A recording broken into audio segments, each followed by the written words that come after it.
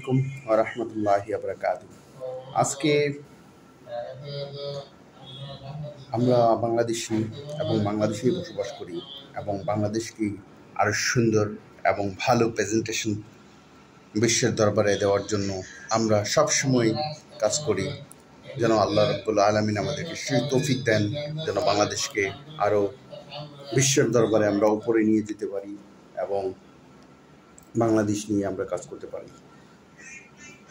আমরা এই দুনিয়াতে ক্ষণস্থায়ী জীবন, আল্লাহ রাব্বুল আলামিন কিছুদিনের জন্য আমাদের এই দুনিয়াতে পাঠিয়েছেন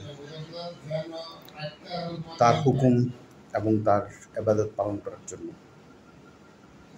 আমরা যে কাজ করলে আল্লাহর কাছে প্রশংসিত হব, আমরা অবশ্যই সেই কাজ করব এবং আল্লাহর কাছে প্রশংসিত হব।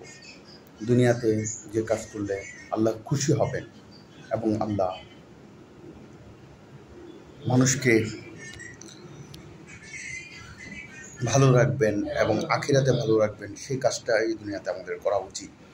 ইনশাআল্লাহ আমরা সেই কাজটাই করব। বাংলাদেশকে আমরা বিশ্বের দরবারে একটা ভালো এবং উন্নতশীল বা উন্নয়নশীল দেশ হিসেবে পরিণত করব ইনশাআল্লাহ। আমরা যে ভালো আছি এবং ভালো থাকব, দুনিয়াকে আরও সুন্দর করব আমাদের আচরণ এবং ব্যবহার দিয়ে। অবশ্যই আল্লাহ রাব্বুল আলামিন এর কাছে আমাদের একদিন যেতে হবে এবং হিসাব দিতে হবে এবং সব কিছুই তার হুকুমে পরিচালিত হয়।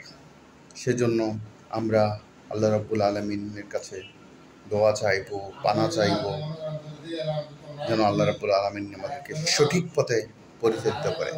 আমি অ্যাজ এ ব্লগার, আমি সবসময় ছোটো ছোটো ব্লগ করি। ভাবলাম যে কোনো কারণে কোনো বিষয়ে আজকে একটু আলোচনা করি যে আমাদের এই পৃথিবী, এই দুনিয়া যেন আল্লাহ রাব্বুল আলামিন পাঠিয়েছেন সুন্দর এবং